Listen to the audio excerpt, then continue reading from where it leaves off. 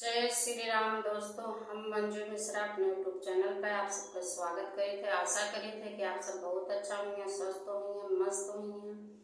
तो भैया बहनी, आज हम आप सबका एक बहुत प्यारा लाचारी गीत सुनावे चाहत है।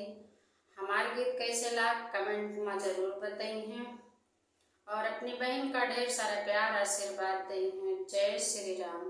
आप लोग हमारा गाना सुन के चले जाते हैं पर लाइक नहीं करते हैं।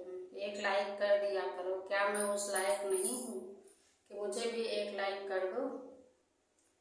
चलो गाना सुनाती हूँ।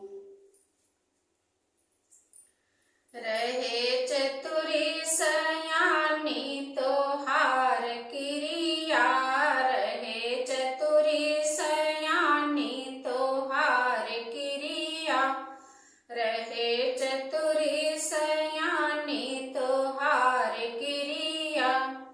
जब से मैं आई राजा तोरे भमनवा, जब से मैं आई राजा तोरे भमनवा, मोर अकेली भूलानी तो हार क्रिया, मोर अकेली भूलानी तो हार क्रिया। रहे चतुरी सयानी तो हार क्रिया, रहे चतुरी सयानी तो हार क्रिया। सासू ननद हमें बोलिया बोले, सासू ननद हमें बोलिया बोल, हमें बोले यू न जानी तो हार क्रिया, हमें बोले यू न जानी तो हार क्रिया।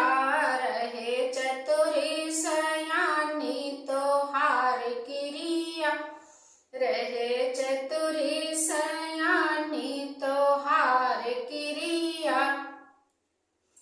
जब से मैं आई राजा तोरे भमनवा, जब से मैं आई राजा तोरे भमनवा, मोर अकेली भूलानी तो हार क्रिया, मोर अकेली भूलानी तो हार क्रिया।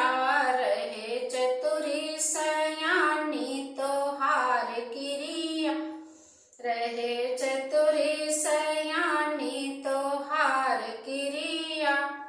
अब तो हम बोली तू सुना पिया, अब बोली हम हूँ तू सुना पिया।